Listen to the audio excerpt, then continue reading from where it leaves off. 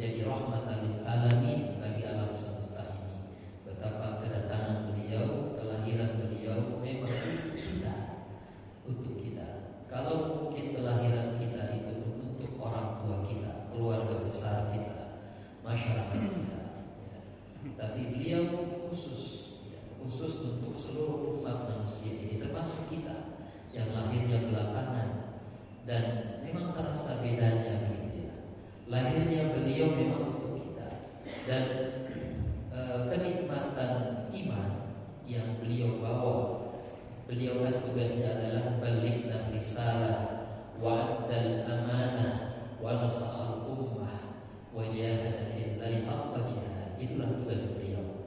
Selain sebagai seorang pembawa berita gembira, peringatan yang mengajak kepada agama Allah Subhanahu wa taala, basyiran wa nadhiran wa da'iyan ila Allah bi'idnihi wa sirajan munira. Itulah tugas beliau. Tapi beliau juga adalah baligh risalah, membawakan, memikul beban yang berat daripada mensyiarkan agama ini hingga sampai kepada kita. Inilah yang diberikan Nabi itu kepada kita. Sehingga dikatakan oleh Imam Ibnu Qayyim al-Jauziyah, sekalipun kita itu bersalawat setiap helaan nafas kita, itu belum bisa menembus dari apa yang sudah diberikan beliau itu untuk kita, yakni kenikmatan iman, kenikmatan Islam ini yang tidak bisa diberikan oleh bapak dan ibu kita, bahkan termasuk diri kita kepada diri kita sendiri. Maka kemudian kita sepantasnya lah melaksanakan perintah Nabi, sabda Nabi, tidak beriman kalian itu kalau kalian tidak mencintai aku melebihi cinta kalian kepada diri kalian sendiri, orang tua kalian, anak-anak kalian, bahkan seluruh umat manusia, kata beliau. Sehingga memang kita sadar betul ketika orang-orang memperingati Maulid Nabi, kita sadar betul bahwa lahirnya beliau itu untuk kita, ya. Lahirnya beliau itu untuk kita, membawakan nikmat iman Islam ini kepada kita. Apa jadinya kalau kemudian kita kembali kepada Allah, mati dalam keadaan tidak beriman dan tidak berislam? Kita di dunia ini masih bisa minta perlindungan kepada backing kita, kepada orang-orang terdekat kita, keluarga kita, orang tua kita. Masih bisa minta pertolongan kepada harta yang kita miliki, jabatan yang kita miliki, kolega yang kita miliki, ataupun orang tua yang kita miliki. Tapi setelah kita mati, tidak ada lagi perlindungan, tidak ada lagi pertolongan, kecuali hanya kepada Allah Subhanahu wa ta'ala. Bagaimana jadinya kalau Nabi tidak pernah mengenalkan kita kepada Allah Subhanahu wa ta'ala, di mana setelah matinya kita tidak ada lagi tempat meminta tolong, tempat berlindung, kecuali hanya kepada Allah Subhanahu wa ta'ala. Betapa besarnya jasa beliau itu kepada kita. Ini yang terus kita hadirkan dalam diri kita, bahwa inilah yang menjadi alasan kenapa kita harus mencintai Nabi dengan sepenuh hidup kita, dan menjadikan kehidupan kita dalam rangka melaksanakan apa-apa yang beliau wariskan kepada kita, yakni kenikmatan iman, kenikmatan Islam. Setelah kematian kita, yang bisa kita dapatkan adalah perlindungan, pertolongan, bahkan syafaatnya beliau kelak di hari kiamat. Ini menggambarkan memang betapa dekatnya beliau dengan diri kita. Keseharian kita kan diisi dengan bukan hanya bekerja, tapi juga beribadah. Kita berdoa, kita beribadah, kita rukuk, sujud, kita minum air putih, ya, baca doa dulu, kita bercermin, itu baca doa, kita pakai baju, baca doa. Siapa yang ngajarin itu semua? Itu adalah ajaran daripada baginda Rasulullah Sallallahu Alaihi Wasallam. Sehingga bisa dibayangkan bagaimana kalau beliau itu tidak ada di dalam hidup di dunia ini, apa jadinya hidup kita kan? Sehingga itulah yang terus kita hadirkan, bahwa pentingnya kita yang membaca, mengkaji sirah nabawiyah, karena memang hidup kita ini sangat lekat, ya, dengan perjalanan kehidupan beliau itu. Alhamdulillah, jemaah syukur rahimani wa rahimakumullah, kita kembali dalam kajian sirah nabawiyah. Kalau membahas tentang lahirnya beliau sudah beberapa bulan yang lalu, tapi kita masih membahas tentang bagaimana fase-fase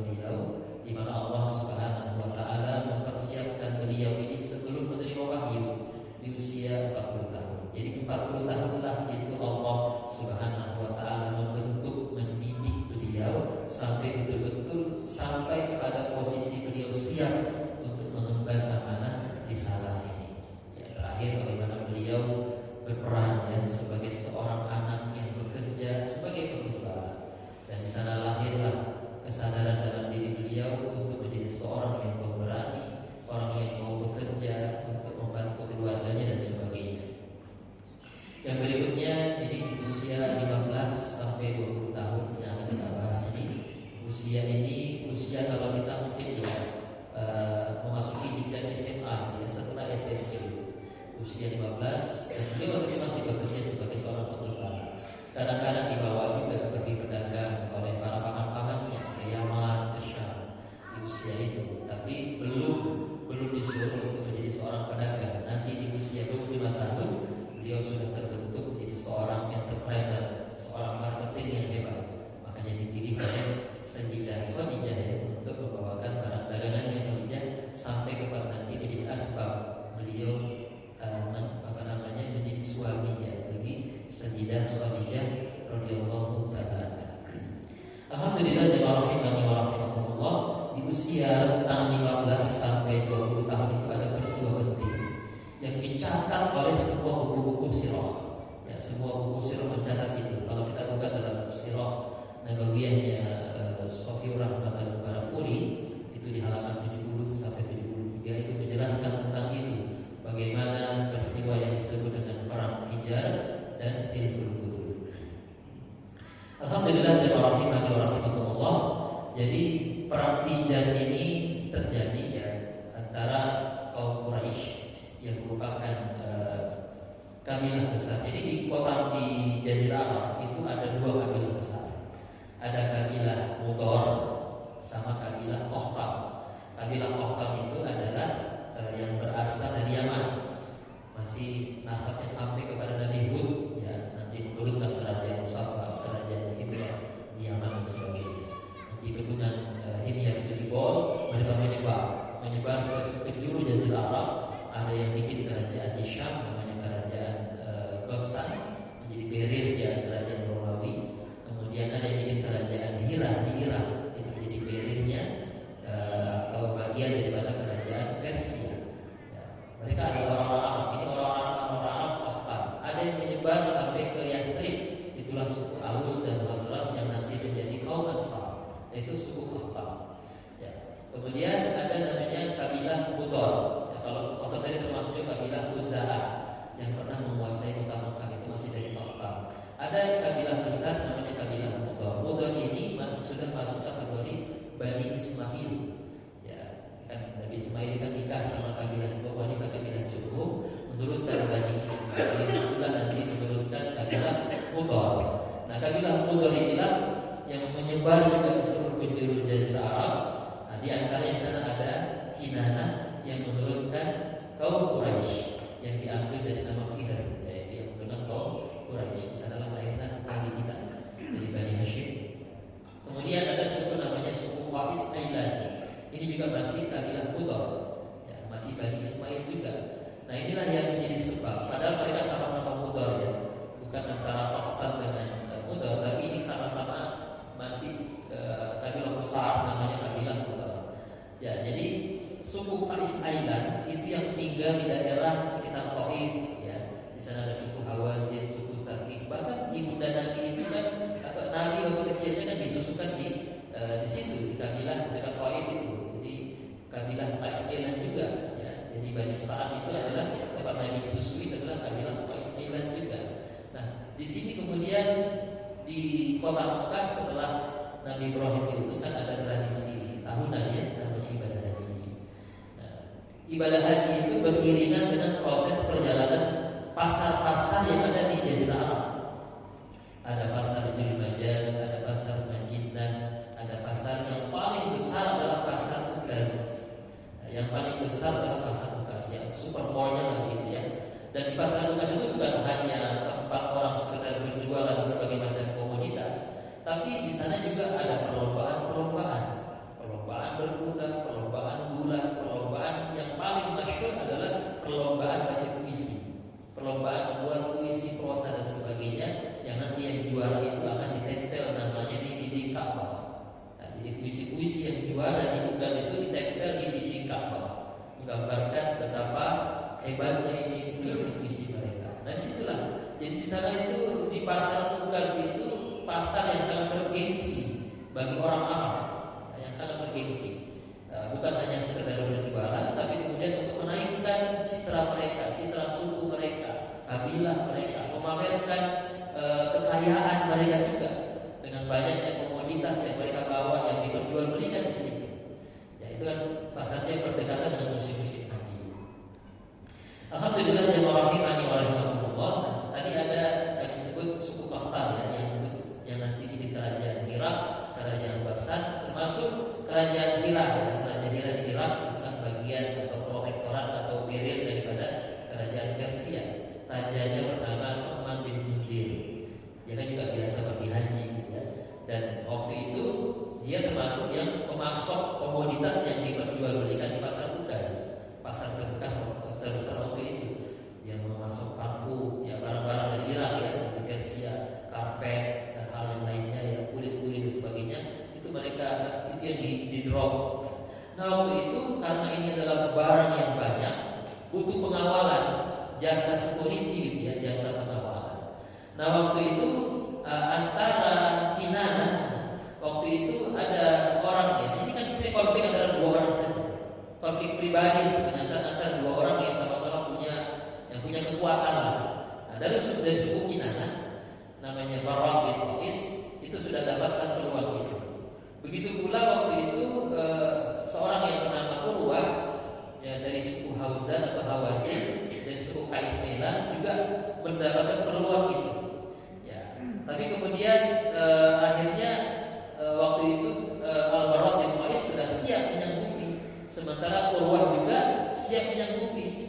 Akhirnya kemudian ketika Raja Nu'man bin Munzir ini melihat ini ya, ada perebutan persaingan ya antara dua orang. Mungkin kalau kita naik speed itu ke PP itu kadang perebutan itu ya, pembawa speed itu ya, sampai flight ya, memperebutkan kita.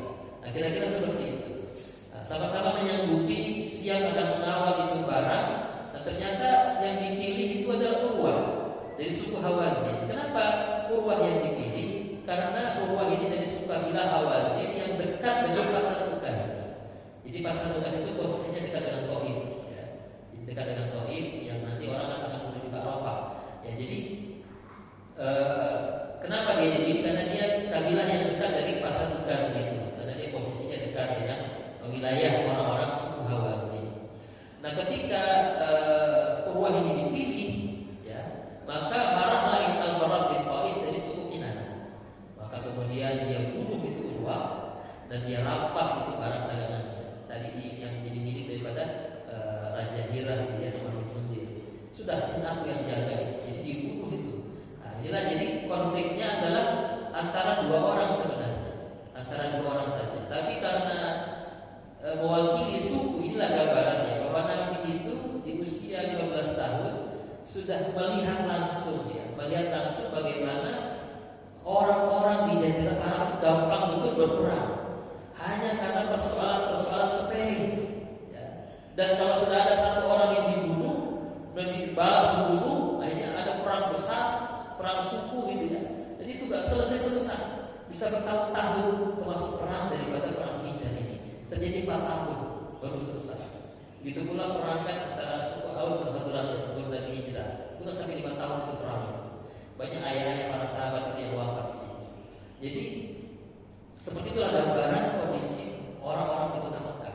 Tidak ada kan satu kerajaan ya, tidak ada satu raja besar yang menguasai mereka. Siapa yang punya kekuatan suku-suku itu, maka dia yang berkuasa.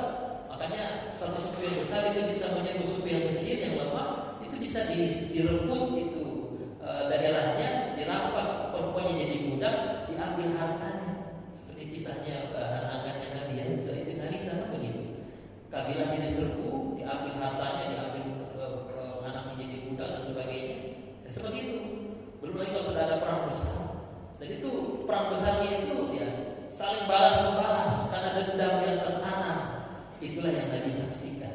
Bahkan Nabi terlibat saja dalam perang, artinya ikut di dalam perang Hijaz. Tapi itu menjadi pelajaran bagi Nabi untuk ini kondisi.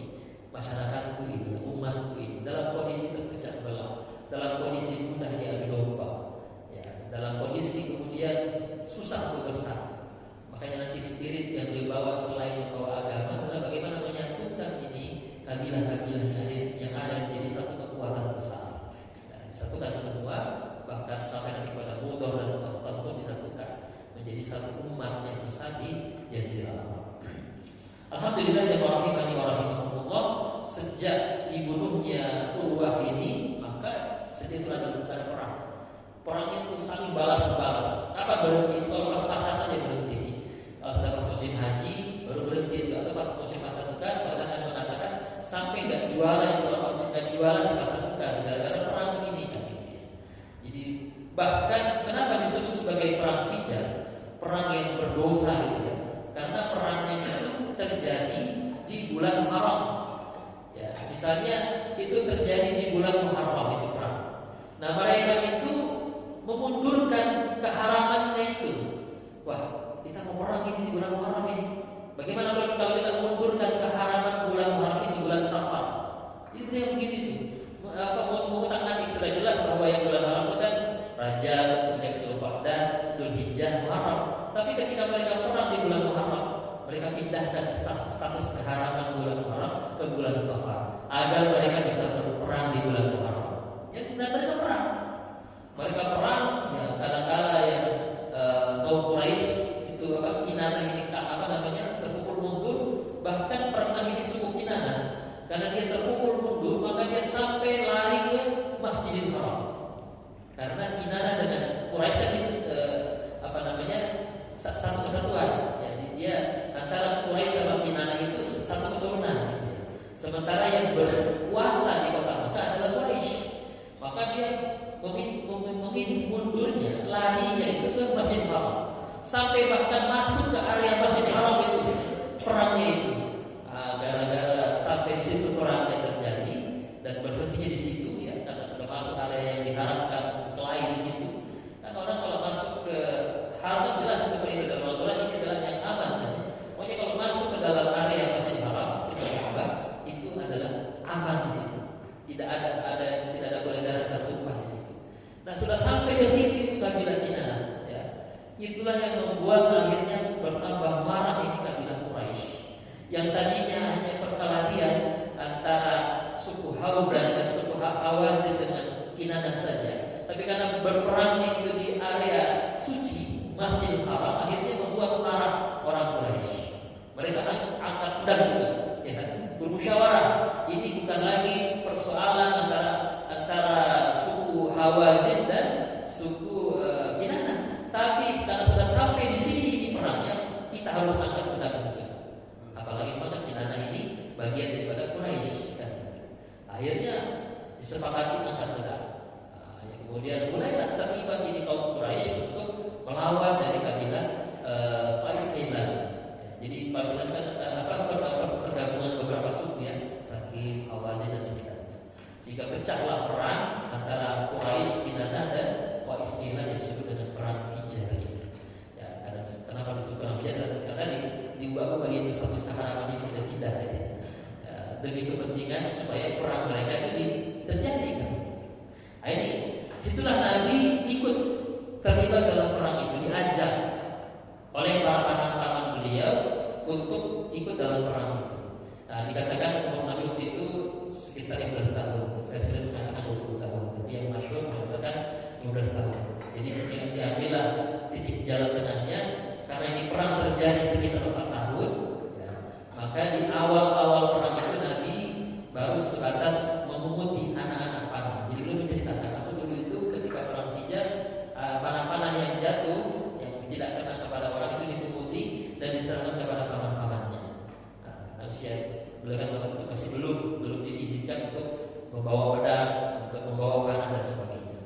Kemudian sampai nanti di bagian-bagian akhir perang, ya, itu usia beliau sudah 20 tahun juga. Sampai usia 20 tahunan, di situ beliau bukan hanya sekedar memunguti, tapi ikut terlibat dalam perang itu, membantu paman-paman beliau. Sehingga di sini terlihat bahwa pelajarannya bahwa yang pertama tadi Nabi diberitahu oleh Allah Subhanahu wa taala bahwa beginilah kondisi umatku itu. Ya, saling berbunuh-bunuhan, saling membenci, dendam, dan perangnya tidak selesai. Dan perang Fijar ini kenapa selesai? Ya, jadi memang kan dalam sejarah itu biasanya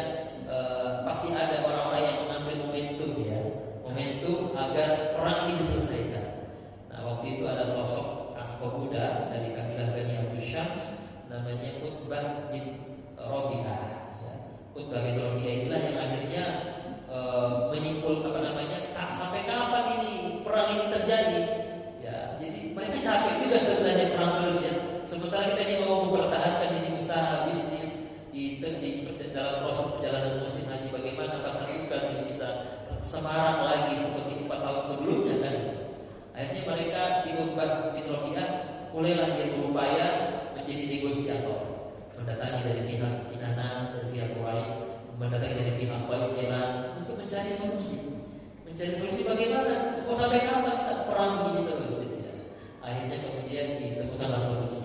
Sudahlah, berdamai, rekonsiliasi, diputuskanlah. Sudahlah, kalau begitu ada berapa jumlah dari kalian yang sudah wafat selama ini?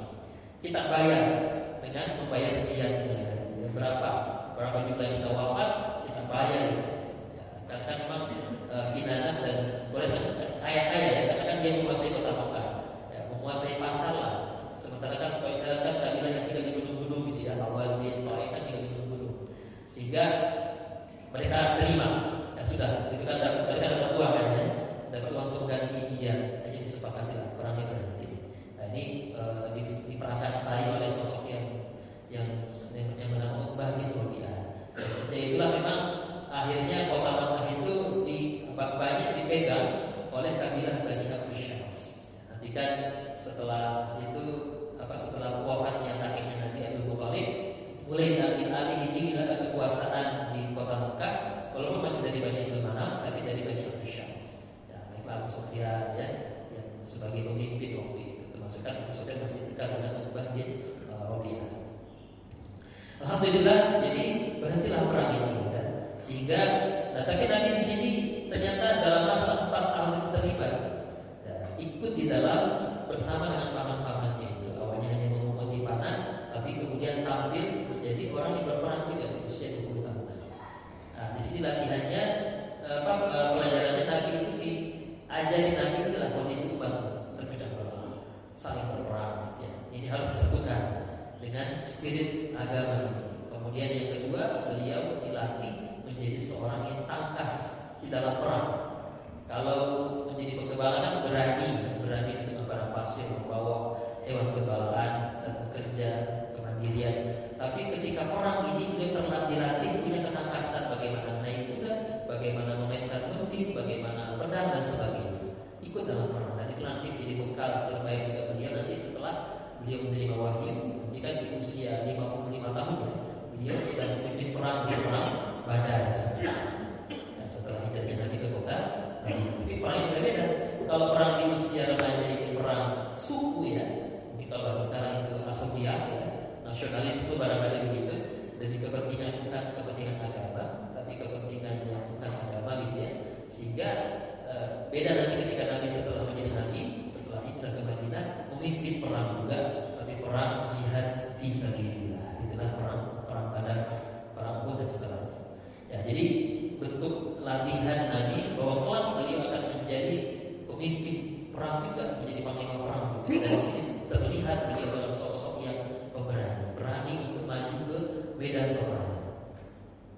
Alhamdulillah, jamaah rahimani wa rahimakumullah, beliau juga dari perang ini, perang Hijaz, terlihat bahwa beliau kan tidak, ketika melihat kondisi masyarakatnya dalam kondisi sedang ada gejolak, tidak kemudian bersantai-santai di rumah, tidak, tenang-tenang saja gitu ya. Tapi beliau punya keterpanggilan bagaimana ikut bersama-sama dengan kaumnya, dengan masyarakatnya, ya, dan ikut bersama-sama di dalam merespon tantangan yang ada dari luar, ya, serangan dari luar. Ini kan Quraisy kenapa angkat senjata? Karena kan sudah mengotori, ya, sudah merusak, mengganggu kegiatan ibadah yang ada di area Masjidil Haram. Maka dia pun akan bagian menjadi angkat senjata di sini. Nanti juga ada setelah ini kita akan bahas bagaimana Nabi pun ikut dalam kegiatan merombak, ya, memugar daripada bangunan Ka'bah, ya, Baitullah, setelah pembahasan perang Hijaz dan Hijrah.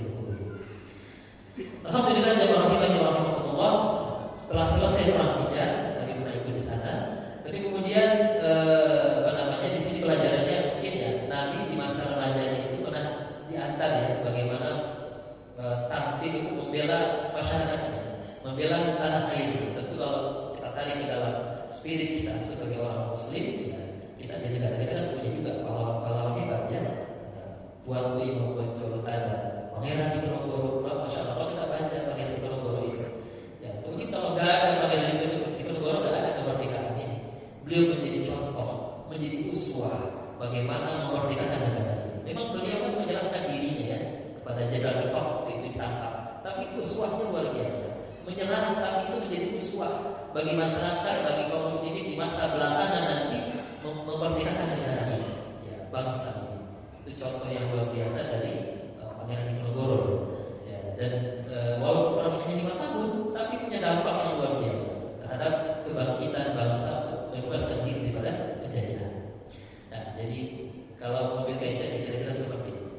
Kemudian yang berikutnya adalah peristiwa Hilful Futur. Ini masih ada kaitannya, masih menjadi bagian dampak ya daripada perang Hijaz. Ya, jadi setelah selesai ini perang Hijaz, rupanya itu memicu simpati orang-orang kepada hal-hal yang bersifat kemanusiaan. Ya, jadi membuat orang menjadi sensitif terhadap kalau ada orang-orang yang dizalimi. Ya, setelah perang Hijaz ini, maka waktu itu disampaikan. Jadi karena memang kota Mekah ini kan pusat perdagangan ya. Dari pasar Mekah adalah super mall-nya kan gitu. Nah ada seorang dari Yaman, dari kabilah Qahtan ya, namanya Zubair ya, dari kabilah Zabid ya. Dia datang ke kota Mekah, dia seorang pedagang. Nah, kan biasanya kan pedagang-pedagang itu membutuhkan kongsi dagang gitu ya, baik menjadi partner, bisnis dan sebagainya. Nah kemudian dia datang ke kota Mekah, memilih sosok yang sangat karismatik di kota Mekah, namanya Al-As bin Wa'il As-Sahmi dari Bani Sa'am. Ayahnya sahabat Amr bin As. Ini tokoh yang sangat karismatik, orang yang sangat dikagumi, orang yang sangat kalau bicara itu didengarkan itu. Kalau Umar bin Khattab itu masuk Islam, kan dia berteriak di hadapan depan Ka'bah itu ya, aku telah masuk Islam, siapa yang berani pukul saya silahkan. Ini kan beliau dikeroyok gitu, dikeroyok sama anak-anak muda, sampai kemudian setelah dia dikeroyok sampai ke rumahnya pun masih dikejar sama anak-anak muda itu, mau dipukulin. Ya, Umar ini tiba-tiba datang ini Al-As bin Wa'il As-Sahmi, langsung dibentak itu anak-anak muda itu. Kalian mau ngapain? Kesini. Untuk apa? Kayak mau memukul itu bukan, karena dia menyatakan dia masuk Islam. Emangnya kenapa? Itu kan pilihan dia. Jadi gara-gara bertentang daripada Al-As bin Wa'il ini, pergian semua ini anak-anak muda ini pulang semua, takut ya, melihat karisma yang luar biasa daripada Al-As bin Wa'il ini. Dia tokoh besar. Inilah yang menjadi kongsi dagang daripada orang dari Yaman ini, si Zubair itu dari kabilah Zabid ini. Dan setelah selesai perdagangan, rupanya ada bagian kesepakatan itu yang tidak ditunaikan, sehingga si orang dari Yaman ini merasa dirugikan. Dia sudah minta tagih-tagih tapi tidak diberikan. Akhirnya kemudian karena dia bingung ya, mau minta tolong kepada siapa kan? Sementara kan dia ini orang besar, dia ini nggak bisa diganggu orangnya, nggak bisa diprotes juga. Akhirnya bingunglah dia. Saya minta tolong kepada siapa ini? Ngomong ke sini, takut begitu. Al-As bin Wa'il nggak berani kita. Jadi ngadu ke sini, nggak ada yang berani tolong dia. Akhirnya orang dari kabilah Zabid ini naik ke atas Jabal Abu Qubais. Itu sampai sekarang masih ada ya gunung itu. Jadi kalau kita umroh itu di atasnya sekarang istana ini, istana raja. Kalau kita keluar dari toilet itu, nah itu ada gunung batu besar, itulah Jabal Abu Qubais. Nah, disitulah dia naik di atas itu, kemudian dia berteriak, ya berteriak minta tolong ya. Dia katakan, wah ya ahli Fihr, wahai keluarga Fihr Quraisy, kok aku di sini dizolimi? Mana ini orang-orang keturunan Fihr ini? Kok saya dibiarkan dizolimi di tempat ini kan? Gitu. Rupanya hal itulah yang memicu ya sosok yang bernama, ini pamannya Nabi juga, namanya Az-Zubair bin Abdul Muttalib.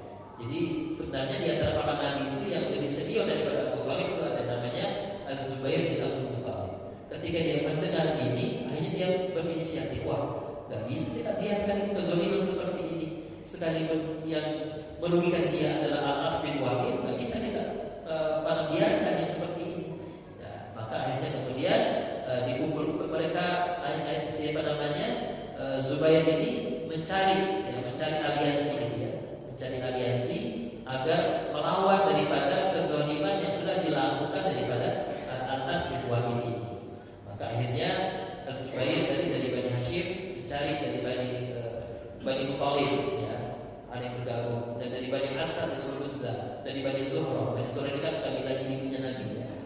Bani Taim bin Murrah, kabilahnya Abu Bakar. Berkumpullah ya Bani Hashim, Bani Muthalib, Bani Asad, Bani Zuhra dan Bani Taim. Sudah cukuplah ini ya, aliansi ini untuk mengadakan satu persekutuan untuk melawan, meprotes daripada kezaliman yang telah dilakukan oleh Al-As bin Wa'il, walaupun dia orang yang hadis mati, kepada orang dari luar, orang dari Yaman, yang sampai ini membuat citra buruk kepada kota Mekah yang harusnya melindungi para pedagang, malah berbuat zalim kepada orang dari luar. Ini kan artinya secara perdagangan ini kan merugikan investasi dari luar dari itu. Akhirnya disepakatilah di rumahnya Abdullah bin Jud'an Al-Taimi, Bani Taim. Dia adalah tokoh besarnya Bani Taim. Ya, Abdullah bin Jud'an seorang yang juga sangat kaya raya, ya, yang sangat banyak hartanya. Makanya sahabat Nabi yang namanya Suhaib bin Sinan itu dulu numpang ya, sama Abdullah bin Jud'an ini sampai dia menjadi seorang pedagang sukses juga. Ya, alhamdulillah. Dan usia Nabi waktu itu sudah masuk usia 20 tahun. Ya, karena Nabi ini dianggap seorang anak muda yang punya potensi ke depan, yang punya potensi di masa depan bisa tampil bahkan menjadi seorang pemimpin di kota Mekah, maka dia diajar. Dia diajar, penting ini mengajar Muhammad ini. Ini kita lihat masa depannya cerah, orangnya cerdas, orangnya sudah masyhur ya, digelari sebagai as-shadiqul amin, orang yang tak pernah berbohong, ya, orang yang sangat terpercaya, as-shadiqul amin, ya, gelarnya waktu itu. Sehingga walaupun dia masih muda belum menikah, diajak pula. Jadi usia 20 kan usia semester 1 ya, orang kuliah, semester awal orang kuliah itu diajak masuk untuk menjadi bagian dari kesepakatan yang disebut dengan hilful futur itu. Hanya sepakatilah poin-poinnya. Jadi dikukuhkan bahwa pokoknya semua kabilah yang hadir ini akan membela siapapun orang yang dizolimi di kota Mekah ini. Jadi semua tanda tangan, bahkan Nabi juga tanda tangan di sini, artinya ikut menandatangani itu kesepakatan itu agar setiap ada orang yang dizolimi kita akan bela. Nah, itulah yang disebut dengan kesepakatan hilful futur. Nah, di sini pelajaran yang bisa kita ambil. Kalau tadi di awal di perang Hijaz, Nabi diperlihatkan kondisi real kota apa masyarakat Arab yang suka berperang, ya, yang kacau kehidupannya sampai dulu kan Alexander the Great ya dari Yunani gak tertarik untuk menguasai itu kota Mekah karena begitulah masyarakatnya suka saling berperang, kacau balau ya, gak ada di sana kepemimpinan satu penguasa, gak ada. Kan raja pertama Arab itu kan nanti sahabat Nabi namanya Muawiyah bin Abi Sufyan, itulah raja pertama Arab. Sebelumnya itu ya siapa kabilah yang berkuasa dialah yang memimpinkan. Jadi kira-kira seperti itu kondisi masyarakatnya harus dilakukan. Yang kedua boleh dilatih punya ketangkasan di medan tempur, di medan perang. Nah di sini bukan pada level peperangan, tapi bagaimana beliau ditarik, dilibatkan dalam kesepakatan yang bersifat kemanusiaan, ya, humanitarianisme, ya, bersifat kemanusiaan. Kan bukan di latar belakangi agama ini, tapi semata-mata alasan kemanusiaan. Kalau sekarang kan ada namanya deklarasi HAM ya, di PBB ya. Artinya deklarasi kemanusiaan yang disepakati, ada konvensi Jenewa, konvensi di mana deklarasi HAM dan sebagainya. Sampai ada badan yang namanya HAM kan ya, hak asasi manusia, ada kementerian HAM dan sebagainya. Artinya alasan-alasan yang bersifat kemanusiaan. Nabi diajak, Nabi dilibatkan di situ untuk ikut menandatangani, menyepakati kesepakatan yang bersifat kemanusiaan. Maka apa kata beliau ya, setelah beliau dilibatkan di situ? Jadi walaupun ini semacam ya, kesepakatan untuk melawan kezaliman di zaman jahiliyah dan beliau belum menjadi seorang nabi, tapi beliau sangat menyukai hal ini. Ya, beliau mengatakan syahidtu hilful futul, syahidtu hilful futul ma'a umumati wa ana gulam, fama uhibbu anni khamran alim wa anni nakasatku. Ya, dari Abdurrahman bin Auf bahwa Rasul bersabda, aku ini menyaksikan peristiwa hilful futul bersama dengan paman-pamanku, padahal aku masih muda. Ya. Tidaklah aku sukai bila aku mempunyai unta merah, tapi harus membatalkan sumpah ini. Jadi Nabi mengatakan, aku lebih suka kesepakatan ini ketimbang aku mendapatkan unta merah. Unta merah kan pada zaman itu seperti mobil yang paling mewah. Ya, gengsi bagi orang Arab itu adalah memiliki unta merah. Ya. Yang jarang dinaiki, biasanya sudah itu dipamerkan. sebagai properti yang paling mahal. Kata beliau, aku lebih senang ikut menyepakati ini dibanding aku memiliki utang merah. Ya. Bahkan kalau itu terjadi di masa-masa setelah beliau menjadi nabi, aku pasti akan ikut. Ya, kata beliau ketika itu. Juga dari Jubair bin Mut'im, Nabi bersabda, tidaklah unta merah lebih kusunani daripada peristiwa Hilful Fudul yang aku bersama di dalamnya di rumahnya Ibnu Juna'an. Jika aku diajak lagi ketika beliau sudah jadi nabi, maka aku akan penuhi. Aku akan ikut. Artinya begitulah Nabi. Sebelum beliau menjadi seorang nabi, sudah menjadi pejuang kemanusiaan, sudah menjadi orang yang terlibat dalam kesepakatan yang hal-hal yang bersifat hak asasi manusia, melawan kezaliman kepada kemanusiaan. Kemudian dalam hadis dikatakan, Nabi bersabda, aku menyaksikan peristiwa Hilful Fudul di kediaman Ibnu Juna'an itu lebih aku sukai daripada mendapat unta merah. Jika aku diajak seperti itu pada saat Islam telah ada, maka pasti aku akan penuhi. Hadis riwayat Baihaqi, Ibnu Katsir dan juga ada dalam Al-Qurtubi. Nah, ini kesepakatan kemanusiaan ini bahkan nanti tidak pernah berubah, ya, masih terus berlaku sampai bahkan datang Islam. Makanya ada riwayat misalnya peristiwa Hilful Fudul ini nantinya menyelamatkan seorang gadis ya, dari desa Qatham yang diculik, ya, namanya Qabul. Qabul ini diculik oleh Nabilah bin Hajjaj.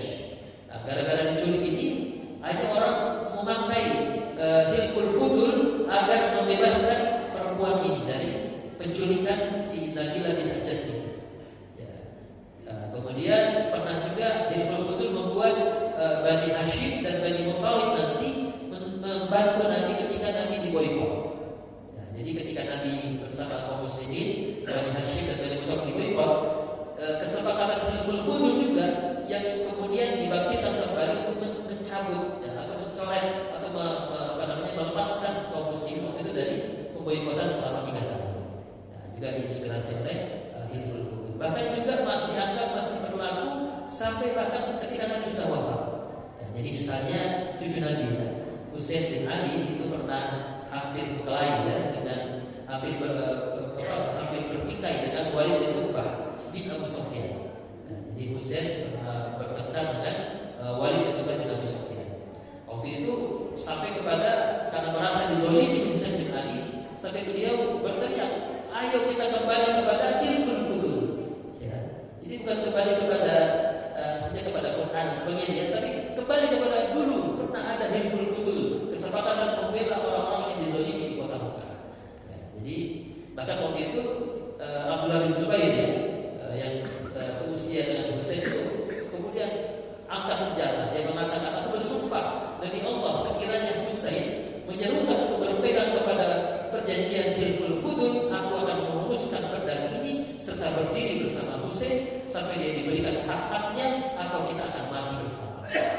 Mati semua, kata dia. Nah, ini Abdullah bin Zubair waktu itu tampil untuk membela Husain bin Ali, putranya Sayyidina Ali. Artinya bahwa tak mungkin ya sekelas Husain, sekelas Abdullah bin Zubair ini tidak paham bagaimana syariat. Artinya semangat Hilful Fudul ini masih terus tertanam ya, di jiwa orang-orang Mekah waktu itu. Nah, inilah gambaran bahwa ya, persoalan kemanusiaan itu menjadi spirit sebenarnya. Nabi pun juga ketika membawakan Islam ini kan isinya juga adalah bagaimana membela hak-hak orang-orang yang dirampas, membela kemanusiaan.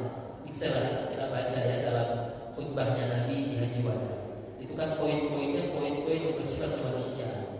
Jangan zalimi budakmu, ya, istrimu, tetanggamu, kalian semua sama.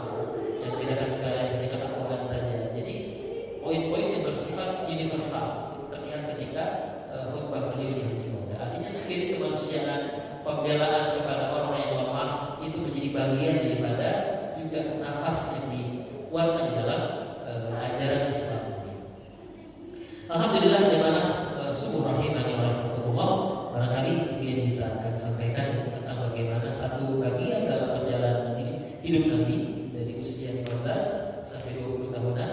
Beliau terlibat dalam sebuah perang besar, yaitu perang Hijaz. Dan sana Nabi dikasih lihat oleh Allah Subhanahu Wa Taala ini PR-nya Nabi ini, bagaimana umat antara kabilah Mudhar dan Qahtan nantinya disatukan.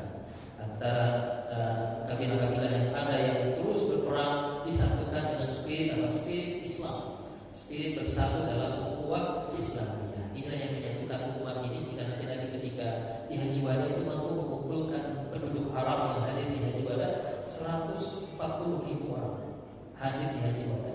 Satu prestasi yang luar biasa besarnya, mengumpulkan segitu banyak orang tunduk kepada Allah Subhanahu wa taala, bukan atas nama kesukuan, kabilah dan sebagainya, bersatu atas nama keimanan kepada Allah Subhanahu wa taala. Yang kedua, beliau terlibat dalam Hilful Fudul, bahkan beliau mengatakan itu lebih aku sukai daripada unta merah. Artinya sangat bernilai itu kesepakatan-kesepakatan yang sifatnya kemanusiaan. Beliau terlibat aktif untuk menjadi orang yang ikut di dalam kesepakatan itu. Dan sekarang kita melihat betapa manusia hari ini berkumpul ya di PBB, disahkan itu hal-hal yang melanggar kemanusiaan, pembantaian orang-orang di Gaza, genocide di Gaza. Sudah berkali-kali keluar resolusi kemanusiaan, dan kan dianggap angin lalu saja ya oleh rezim Zionis yang ada di Israel. Terakhir kan ini ada beberapa negara yang memutuskan bahwa Israel itu adalah penjajah dan harus hengkang dari Palestina. Masya Allah. Ini kesepakatan beberapa negara, tapi ya hanya berhenti di kesepakatan. Gak ada yang berani ambil senjata untuk mengusir Israel dari sana. Ya, ini gambaran kita punya PR besar juga ya. Umat kita, saudara-saudara kita sedang dibantai, dihabisi. Sekarang jumlah yang wafat sudah hampir 42.000 ya, nyawa yang melayang, Masya Allah. Ini PR besar kita. Padahal kalau kita kembali kepada spirit Maulid Nabi tadi, ketika Nabi itu dilahirkan, apa kata beliau? Aku melihat cahaya, dan dengan cahaya itu aku bisa melihat dinding-dinding istana di negeri Syam. Kenapa negeri Syam? Ardul Mubarakah, Ardul Anbiya. Di sana ada Masjidil Aqsa. Dan Yaumul Maulid, kelahiran Nabi itu juga adalah hari di mana Nabi nanti wafat. Hari juga Nabi itu hijrah ke Madinah juga di bulan Rabiul Awal ini. Ini bulan hijrahnya Nabi sebenarnya. Nabi terima wahyu di Gua Hira juga di hari Senin. Makanya kata Nabi apa? Kenapa aku puasa di hari Senin? Karena aku itu adalah hari kelahiran, hari terima wahyu di Gua Hira, dan itulah hari nanti Nabi kembali kepada Allah Subhanahu wa taala. Ketika Umar membebaskan Baitul Maqdis juga di bulan Rabiul Awal, di hari-hari Maulid. Ketika Al-Ayyubi merebut Baitul Maqdis juga di bulan Rabiul Awal. Jadi luar biasa ya, Yaumul Maulid, bulan ini adalah bulan yang di dalamnya banyak peristiwa-peristiwa besar sampai merebut Baitul Maqdis. Makanya sangat terkait dengan apa yang disaksikan oleh sang ibu beliau. Aku bisa melihat dinding-dinding istana di negeri Syam. Artinya lahirnya Nabi akan berujung sampai kepada Akhirul Putri, dibebaskannya Baitul Maqdis dari penjajahan orang Romawi waktu itu. Sekarang dijajah oleh Zionis. Kapan kita bebaskan itu Baitul Maqdis? Menjadi PR besar kita. Barangkali demikian yang bisa kami sampaikan. Kurang lebihnya kami mohon maaf. Subhanaka la ilma lana illa ma 'allamtana innaka antal alimul hakim. Assalamualaikum warahmatullahi wabarakatuh. Waalaikumsalam.